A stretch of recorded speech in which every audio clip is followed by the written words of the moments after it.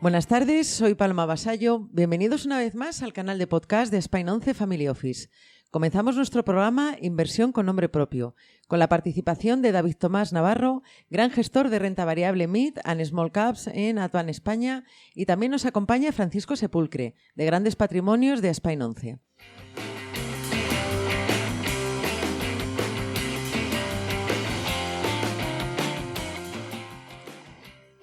Buenas tardes, David. Un placer que puedas estar hoy con nosotros en nuestro nuevo programa Inversión con nombre propio. En primer lugar, David, espero estéis todos bien, teniendo en cuenta el año y medio que llevamos. ¿Qué tal estás, David? Buenas tardes, Paloma. Muy bien. Hemos tenido suerte y hemos pasado, dentro de lo que cabe, un año bueno y tranquilo. Bueno, estupendas noticias, David. Enfocándonos en tema de la pandemia, dejamos un año atrás de pandemia y entramos en una nueva etapa de reapertura económica. ¿Cuál es tu visión general sobre la coyuntura económica actual? ¿Y qué piensas, que salimos más reforzados de la pandemia o qué consideras al respecto? Bueno, económicamente hablando, pues ahora estamos en el punto más optimista del presente, o por lo menos el pasado más reciente, ¿no? Con la vacunación pues avanzando ya pues, rápido y con esas expectativas de poder tener pues una cierta normalidad. Evidentemente no a principios del verano, que sería lo más deseable económicamente y socialmente hablando, pero sí por lo menos a lo largo del verano pues tendremos cierta inmunidad para volver a abrir esa economía española tan dependiente, ¿no? Como suelo decir, tan dependiente de la economía de juntar gente, que no es solo el turismo como viajeros, sino que España pues es, tiene mucho PIB y mucho empleo vinculado a ese tráfico de personas derivado del turismo.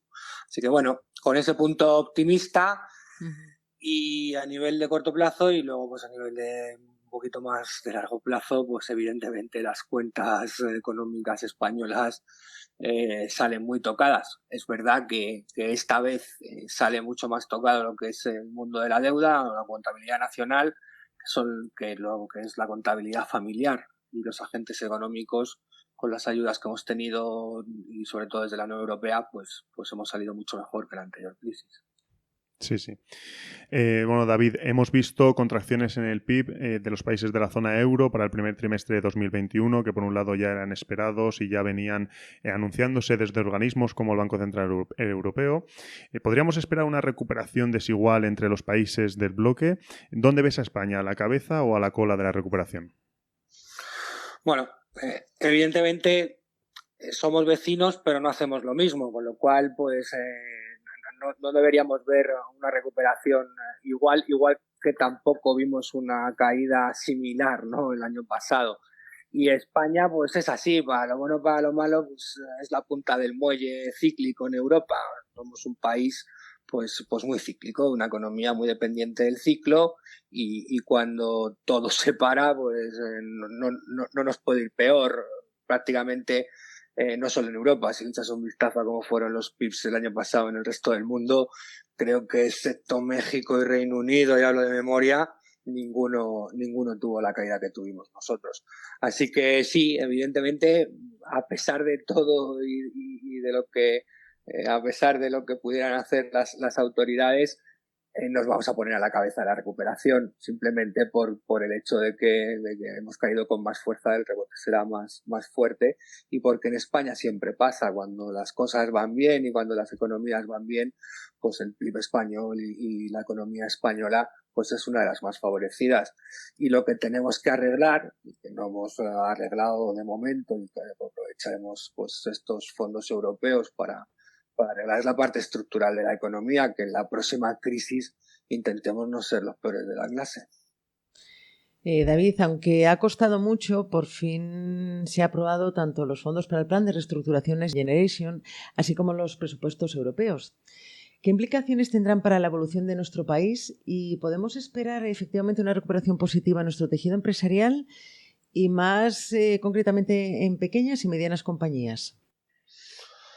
Bueno, Paloma, pues aquí estará mucho de cómo de cómo lo inviertas, va a decir de cómo te lo gastes, pero esperemos que tanto políticos como sociedad entendamos que esto es una inversión no un gasto. Pues dependerá un poco cómo lo inviertas. Si digamos que tenemos varios problemas estructurales en la economía española, que una cantidad de dinero como nos va a dar la Unión Europea, no nos olvidemos que esto va a ser más de 10 puntos del PIB español, son 140.000 millones, y de ellos la mitad no lo vamos a tener ni que devolver. O sea, que digamos que tenemos una oportunidad pues única para poder estructurar nuestra economía de un modo pues que no seamos tan dependientes de los ciclos y subir un escalón o dos más en lo que sería el valor añadido, ¿no? De lo que generamos en el país como Producto Nacional Bruto. Entonces, vamos a ver cómo nos lo gastamos, porque va a ser muy importante, y vamos a ver cómo se invierte.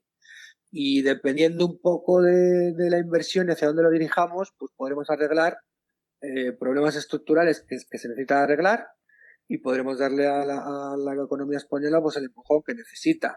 Tenemos que arreglar problemas en el mercado de trabajo. Tenemos un mercado de trabajo pues que no es flexible. Entonces habrá que arreglarlo de alguna manera, pues de forma de legislar con leyes. Pero también hay que arreglarlo de una manera desde el punto de vista educativo, de cómo llega formada ese capital del trabajo a la hora de producir, y eso pues llevará mucha inversión en educación. Esto lleva a largo plazo, vamos a ver cómo se invierte. Entonces, bueno, pues ejemplos de estos hay prácticamente en todos los mercados. Pues, bueno, pues vamos a ver cómo van invirtiendo estos fondos, y luego las pymes o medianas compañías, pues hay una rápida, que ver rápido cuáles van a ser favorecidas, pues a todas aquellas compañías que estén alrededor de las infraestructuras, ya sean estas infraestructuras eléctricas, infraestructuras físicas, digamos, ese tipo de infraestructuras, pues como son intermediarias de las grandes, pues probablemente parte de ese flujo de dinero les llegará a ellas. Y luego la digitalización. Que no solo poner ordenadores en las empresas y en el sector público, sino que también hay que formar a la población en digitalización, hay que tirar infraestructuras de digitalización también a la España vaciada. Hay muchas cosas por hacer, y esperemos que si las hacen bien, que las hagan bien, y si las hacen bien, pues podremos ver cierto beneficio para todos, empresas y sociedad, y podemos ver también pues un incremento de productividad futura. Esperemos que sí, que se rodeen de gente profesional y que se invierta bien ese dinero, que como tú bien dices, es una oportunidad única para arreglar muchas cosas en España, ¿no?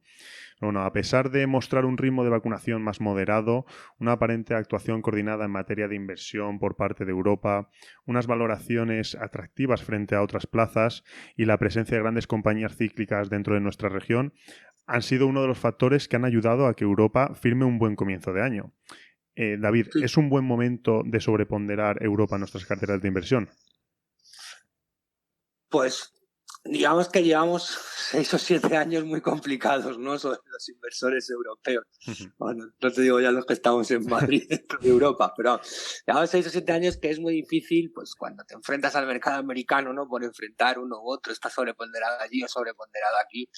Es muy difícil decir que te sobreponderes aquí, porque las empresas que estás viendo en Estados Unidos, cómo funcionan, qué mercados, qué capacidad de innovación, qué ventajas competitivas, pues eso aquí te cuesta verlo, ¿vale? El mundo europeo, pues llevamos una década, pues con respecto al americano, si quitas además el DAX alemán de en medio, pues es súper complicada y casi perdida, por decirlo de alguna manera, ¿no? Entonces siempre está eso de la reversión a la media, que también tanto nos gusta a los economistas, ¿no? Lo de la reversión a la media, digamos que en algún momento se hará, ¿no? Y a Europa lo tendrá que hacer mejor. Y quizás al final, pues Estados Unidos al final del año, pues llegará un momento que nos dirá, no, mira, otra vez otro año he vuelto a subir yo más que vosotros.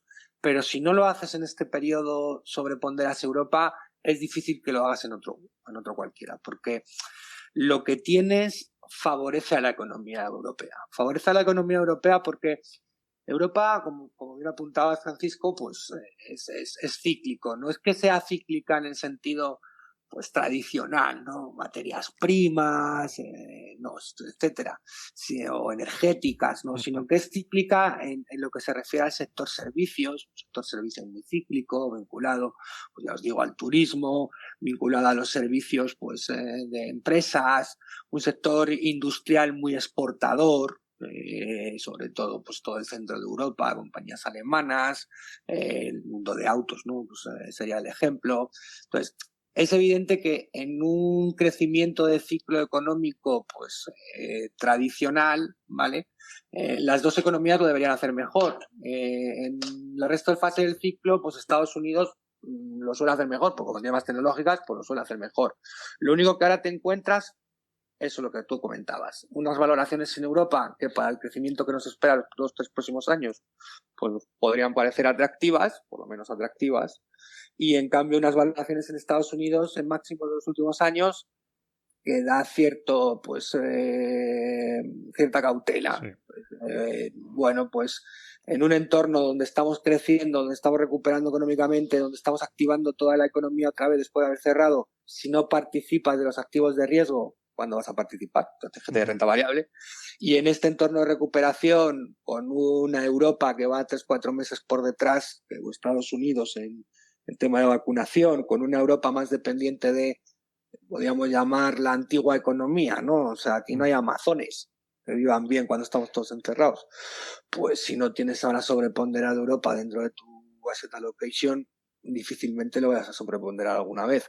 Y luego ya al final del partido veremos si Estados Unidos no nos ha vuelto a ganar. Que sí, la verdad que Estados Unidos, esa capacidad de innovación que comentabas, es muy potente y sí que es verdad que, bueno, en Europa, como bien apuntabas, es un buen momento, ¿no? Para invertir. Ya no sabemos si para sobreponderar a largo plazo o no, pero de momento hay que aprovechar este buen momento. Sí, no, y hay negocios buenos en Europa, sí, sí. No nos olvidemos. Tras centrarnos, David, en Europa, ahora queremos ya entrar más de lleno en España. ¿Qué importancia debemos de dar a España a la hora de canalizar nuestra inversión y qué estrategias seguir o qué oportunidades ofrece nuestro país y más aún dentro de los pequeños y medianas compañías dada su especialidad?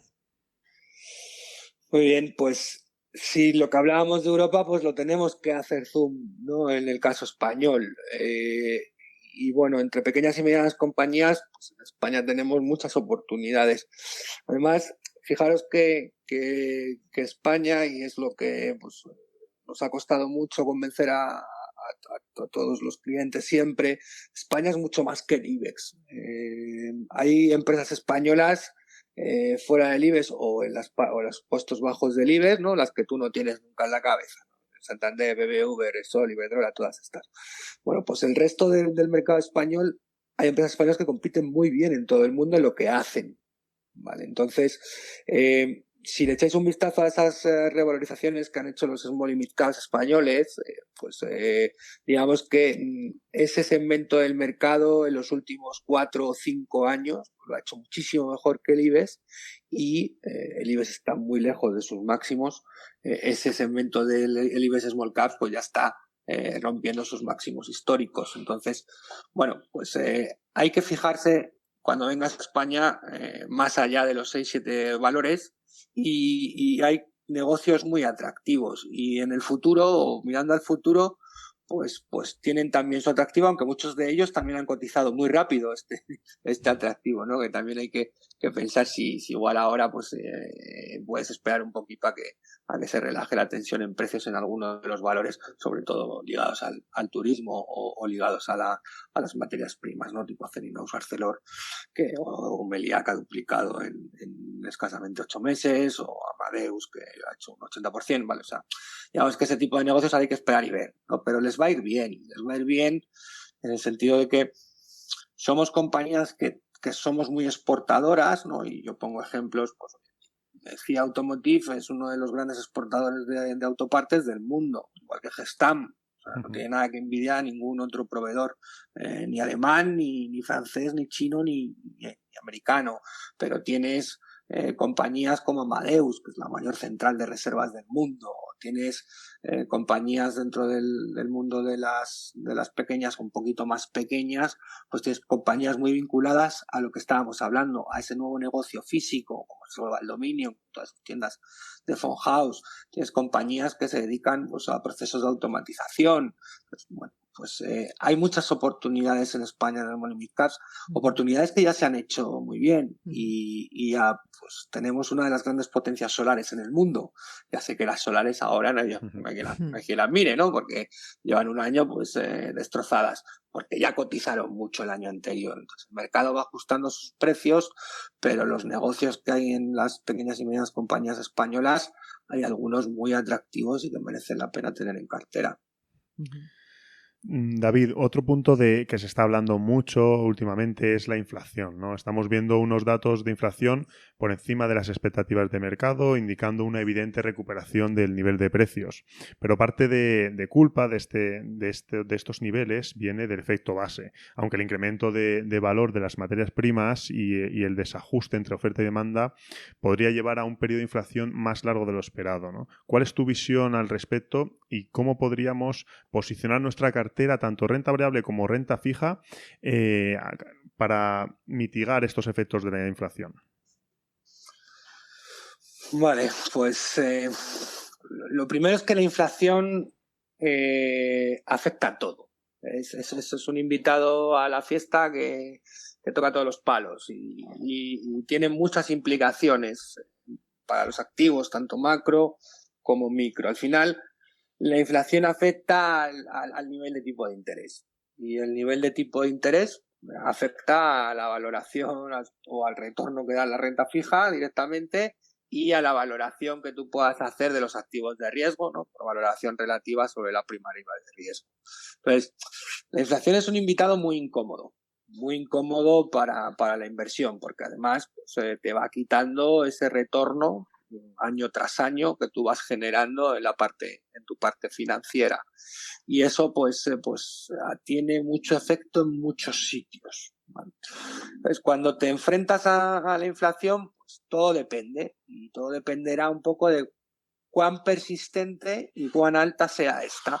Si vamos a tener 2-3 meses por efecto base del 4%, 4,5%, como hemos visto en Estados Unidos, o el 3 y pico, que hemos visto en algunos países europeos, y ya está, y a partir de ahí volvemos otra vez a tasas de inflaciones generales, pues eso, alrededor del 2%, pues no habrá problema, se podrá seguir un poco pues todos los segmentos de inversión que pues tú tengas. Tendrás problemas sobre todo en la parte de duración de renta fija, que ahí no lo puedes evitar, pero todo lo que es la inversión en renta variable, si las inflaciones se nos quedan alrededor del 2%, seguirá regida por lo mismo que hemos visto estos últimos años. De momento, liquidez desde los bancos centrales, la inflación es un problema, con lo cual el bono no va a subir, y si el bono no sube, los activos growth, ¿no? pues pueden seguir haciéndolo bien. Bueno, eso tiene su explicación, porque cuando tú haces una valoración de un negocio, lo que tratas es de ver cuánto vale el negocio hoy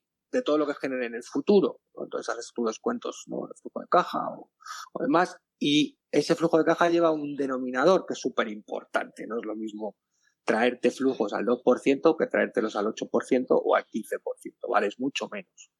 Y ese trozo de inflación, si además los flujos están muy alejados, ¿vale? Digamos que una de las maneras de protegerte es comprar negocios que tengan flujos muy cerca, que generen pues retornos, digamos, trimestrales, ¿vale? Que sean capaces de traspasar los precios de la inflación.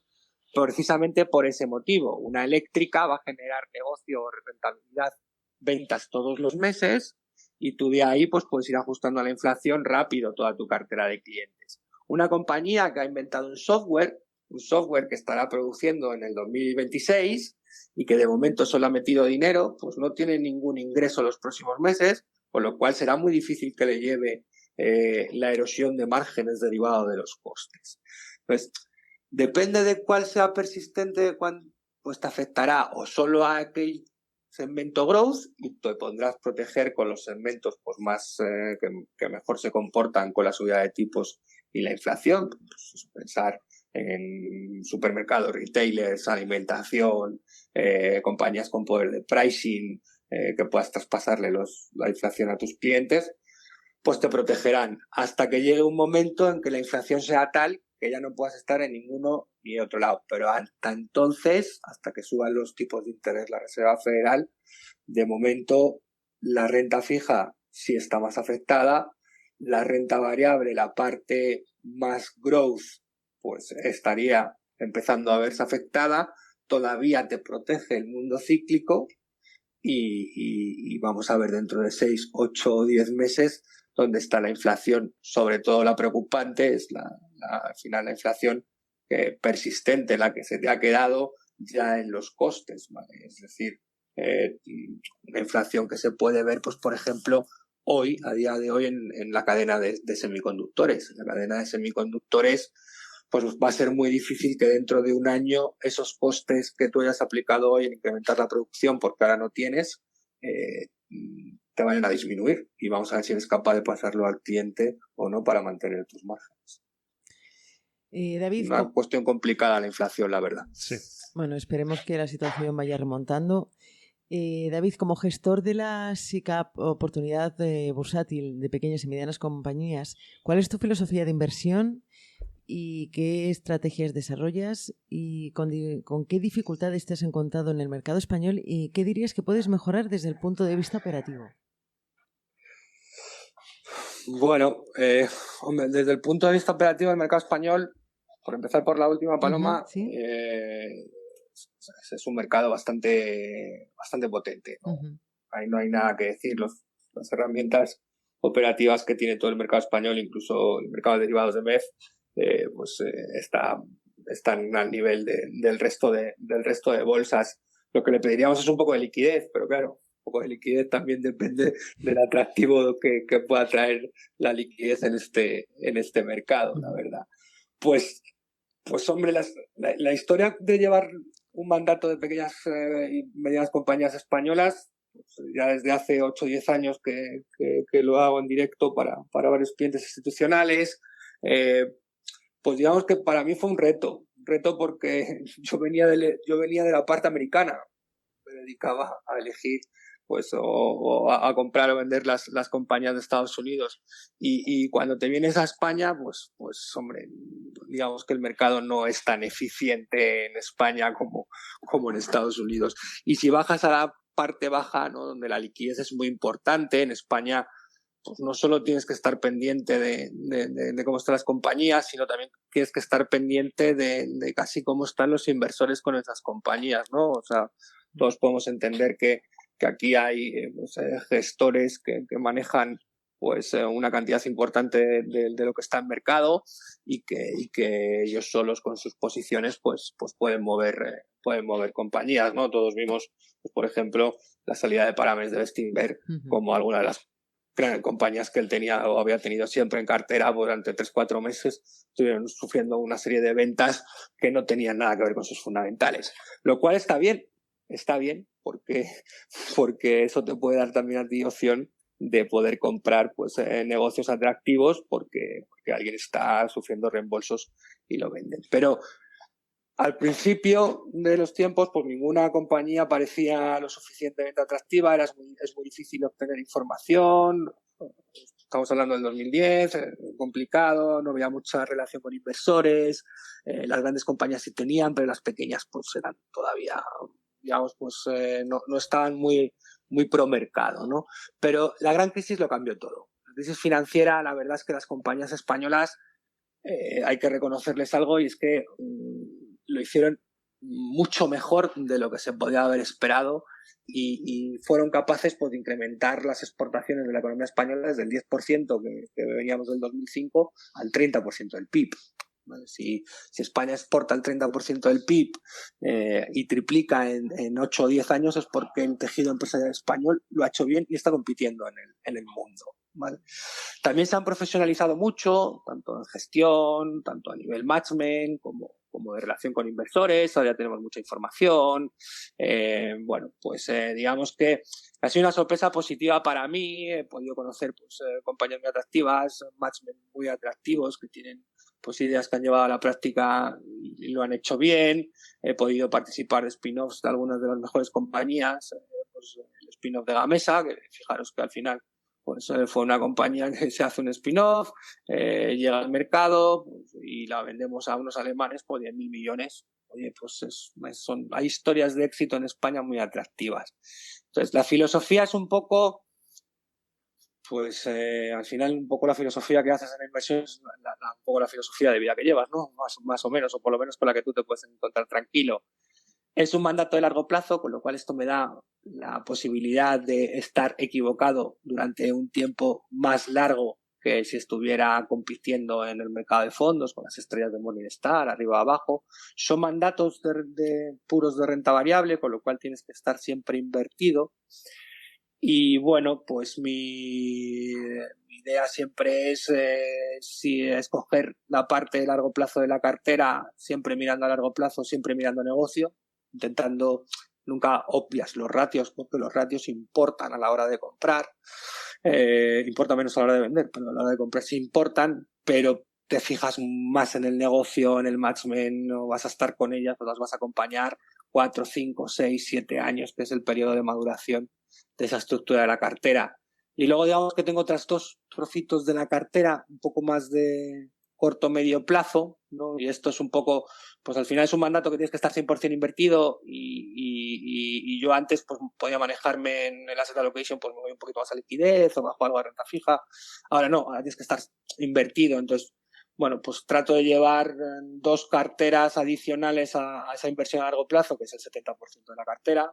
2 carteras adicionales, que es lo que yo llamo cartera defensiva o cartera de avaricia. Es un poco, pues, oye, por ejemplo, os pongo un ejemplo, esa cartera, digamos, contraria, en esa cartera que creo que lo va a hacer bien en el futuro y que lo está haciendo muy mal ahora, pues está comprando renovables o solares, ¿vale? En este momento. Y es una cartera que solares las vendió hace, pues, 6, 8 meses. Digamos que se intenta comportar un poco, pues, con la idea de buscar compañías que estén fuera del foco e ir introduciéndolas en cartera antes de que el mercado, por fundamentales, estén bien, antes de que el mercado se dé cuenta, vigilar aquellas compañías que están muy de moda y que tú tienes en cartera y que quizás pues el mercado está un poco pues exagerando el movimiento, premiando en exceso, y al final pues entre unas carteras y otras pues no nos ha ido mal.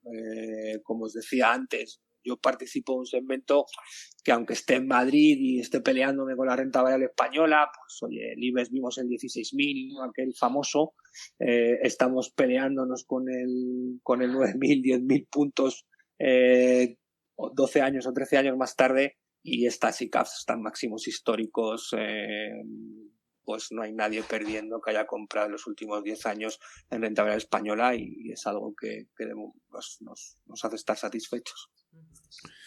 David, has comentado la recuperación de las pequeñas compañías durante la gran crisis de 2010.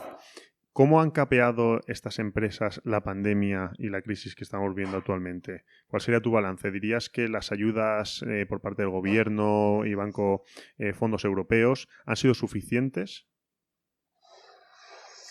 Hombre, siempre se puede pedir más, ¿no? Sí. Eso es evidente, pero claro, si pedimos más hay que devolverlo también. Entonces, también hay que, digamos, tener esa otra pata en tu cabeza para tomar la decisión. Siempre se puede dar más ayuda, siempre se puede poner más dinero para ayudar a los negocios, pero no es cuestión de poner más o menos, es cuestión de que ayudes a los negocios que realmente tienen viabilidad. Yo creo que la cuestión está más no en si has puesto 2 o 3 o 4 o 5 puntos de tu PIB en ayudar, sino si esos 2, 3, 4 o 5 puntos de tu PIB en ayudar, dentro de 2 años, esas empresas que estaban quebradas ya. Entonces, al final, pues has perdido tu 4 o tu 5% del PIB. Y en cambio, si pones 2, 3% del PIB, la mitad, en empresas que son viables dentro de 3, 4, 5 años y siguen funcionando, pues te habrás ahorrado otro mucho dinero en subsidio de desempleo y bueno, pues depende un poco dónde te lo gastes. Más que te gastes, es más importante dónde y cómo te lo inviertas, ¿no? Vamos a hablar de inversión siempre para intentar que todo el mundo pensemos en que es un dinero que hay que invertir y exijamos a los que lo van a recibir que lo hagan así, que no se lo gasten, que lo vayan a invertir en la economía. Entonces, sí se puede, pero las pequeñas empresas españolas sobre todo las cotizadas. Las no cotizadas, pues habrá de todo tipo, y ahí yo ya no entro porque como algunas no conozco, evidentemente. Pero las cotizadas, sí que ha habido empresas que lo han hecho bien y ya lo hicieron bien después de la crisis financiera, ya venían haciéndolo bien antes de esta crisis, y esta crisis les ha sobrevenido, ¿vale? Y hay empresas, pues dentro de todo el mundo industrial, pues evidentemente en unos niveles de precios que a lo mejor no son los que traíamos antes, ¿no? Pero sí que están en unos niveles de precios similares, no sé, pues también, por ejemplo, Inditex, ¿no? Por no hablar solo de las pequeñas, ¿no? Fijaros en Inditex, que está en 33, otra vez capitalizando 100.000 millones de euros, ¿vale? O sea, son empresas que han hecho sus deberes, son empresas que realmente muchas de ellas están compitiendo muy bien. A nivel mundial les han aguantado muy bien. El problema de España es que cuando te cierran, pues hay otras muchas empresas, otros muchos sectores que dependen del movimiento. Y evidentemente, pues ahí tenemos los hoteles o tenemos las aerolíneas y demás. Pero bueno, fijaros que IAG ha sido capaz de hacer ampliación de capital y la ha cubierto. Amadeus ha hecho ampliación de capital y la ha cubierto. O sea, las grandes han podido acudir al mercado y no han tenido problemas. Y las pequeñas, pues bueno, la mejor ayuda que creo que han tenido todo lo que es las pequeñas, que son muy intensivas en mano de obra, las pequeñas del turismo, es el tema de los ERTEs. Yo creo que el tema de los ERTEs ha sido una ayuda muy, muy satisfactoria para lo que es las empresas españolas, además de las familias. Evidentemente, ahí sí que podríamos pedir más, ¿no? Podríamos ser un poco más generosos, pero sí que es verdad que esas empresas pequeñas vinculadas al turismo, que tienen mucha plantilla, no son empresas tecnológicas o automatizadas, pues oye, han podido ahorrarse el mayor coste que tienen, que es el coste laboral. Y ahí sí que creo que hemos acertado en esa ayuda. Vamos a ver si lo resuelven y podemos recuperar al calor de la vacunación y al calor de recibir turistas, podemos recuperar a todos esos trabajadores que tenemos en ERTE antes del fin de año. Sería una buena noticia. A ver si es verdad, David, que la situación poco a poco va mejorando, incremento de vacunas y, bueno, pues... Sí, hay que ser optimistas porque sí, porque la economía española, los agentes económicos españoles han demostrado que podemos vivir en crisis, podemos salir de las crisis, podemos invertir y bueno, si nos molestan poco los reguladores, pues funcionamos bien. Si además pues tenemos la ayuda a nivel europeo, que creo que es un poco pues la diferencia con respecto a la salida de la otra crisis, yo creo que podemos mejorar mucho el tejido empresarial y lo podemos hacer y esperemos que lo hagamos. Y hay que ser optimistas, hay que ser optimistas, que acabamos de salir de una pandemia mundial y estamos en uno de los países más atractivos de turismo y que en un entorno post-COVID, un turismo post-COVID, es difícil que mercados como el turco, el norte de África, compitan con nosotros los próximos años y podemos vernos muy favorecidos. Nos quedamos con tus palabras y apoyamos fervientemente, David. Y por último, pues cerramos esta entrevista sobre el tema de la inversión sostenible. Este tema está experimentando un crecimiento espectacular, creando una mayor conciencia social en los inversores. ¿Cuál es tu visión acerca de esta temática de inversión y aplicas criterios ESG a la hora de seleccionar valores donde invertir? Sí, o sea, digamos que el criterio ESG probablemente el nombre sea novedad, pero a la hora de seleccionar activos no es tan novedoso, ¿no? Efectivamente. Y luego pertenezco a una gestora que sí, que lo hemos tenido claro desde hace años.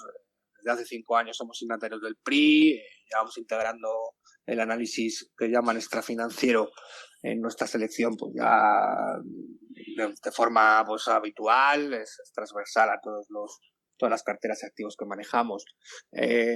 Sí, lo que digo es que para nosotros, digamos que yo no quiero que quede como que el ESG es una moda, donde la sostenibilidad viene ahora, porque eso se identifica un poco con el mundo verde o con los fondos verdes o el cambio climático y demás. ESG va mucho más allá. Al final, SG es una manera de seleccionar una compañía pues que has hecho habitualmente antes, pero que no la llamabas de ninguna manera, ¿no? Cuando tú invertías, ¿no? Imaginaros yo que tengo que invertir pues un mandato de aseguradoras a largo plazo, ¿vale? No voy a invertir si no creo que el management es independiente, si no creo que el consejo tiene una profesionalización pues adecuada para los cargos que ocupan. Me gusta que haya muchos independientes dentro del consejo, porque así sé que hay menos conflicto de intereses. No sé, buscas compañías pues que no tengan rotación en sus plantillas, porque eso te indica pues que cuidan a la plantilla, que la plantilla está motivada, buscas compañías que retengan el talento, buscas compañías que sean pues adecuadas a la hora de hacer su negocio, honestas, ¿no? Por decirlo de alguna manera, o sea, no cambian mucho de proveedores, los clientes no se les van, bueno, pues ese tipo de cosas que tú antes las hacías, ahora se llaman ESG o inversión sostenible, ¿vale? Pero con esto del sostenible todo el rato y los ODS, me parece que confundimos un poco la inversión ESG con la inversión en el cambio climático. No tiene nada que ver, el ESG engloba mucho más, engloba la parte social, engloba la parte de management, de governance, corporativo. Entonces, bueno, si tú ibas a ir a ¿no? Y luego al final, pues sobre todo en España, en el sector constructor, se ha visto muy claramente pues cuáles eran los managers que estaban más profesionalizados, hay historias de éxito, ¿no? O sea, digamos que en España tenemos justo además ese alfa que eres capaz de conseguir cuando transformas una empresa familiar a algo más profesional. O sea, digamos que el gran ejemplo es Amancio Ortega con Pablo Isla y lo que era Inditex y lo que son Inditex hoy, ¿no?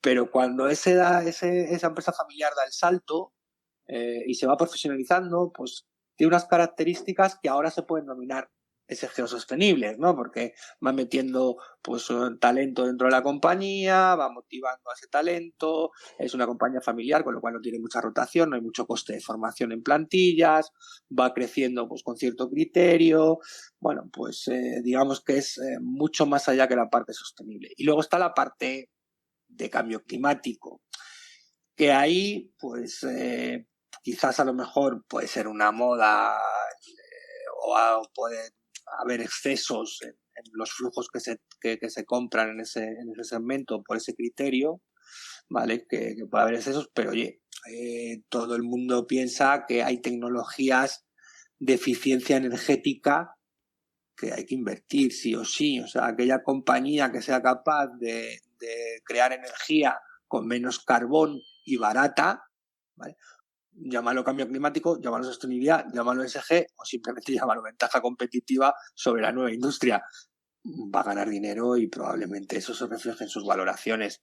Entonces, sí, nosotros somos una gestora ESG, signataria del PRI, lo tenemos incorporado a todos nuestros análisis y digamos que para nosotros ha sido un paso bastante natural porque somos gestores de largo plazo y toda la parte social y de governance pues la hacíamos nosotros de manera habitual. Lo único que, bueno, ahora le han puesto nombre y le han puesto KPIs y todo esto, pues bienvenido sea, y así todos somos más transparentes, que por ejemplo en la industria de gestión de activos y financiera pues es uno de los criterios ESG, ¿no? La parte de transparencia.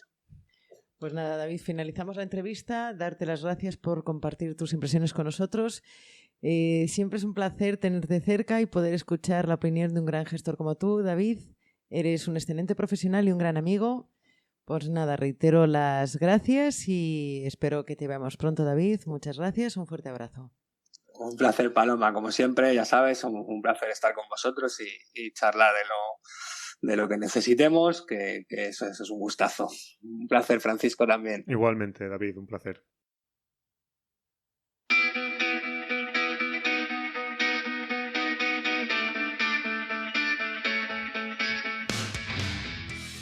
Y llegamos al final de nuestro programa Inversión con nombre propio. Espero nos acompañen en próximas entregas. Hasta pronto. Cuídense. Un fuerte abrazo.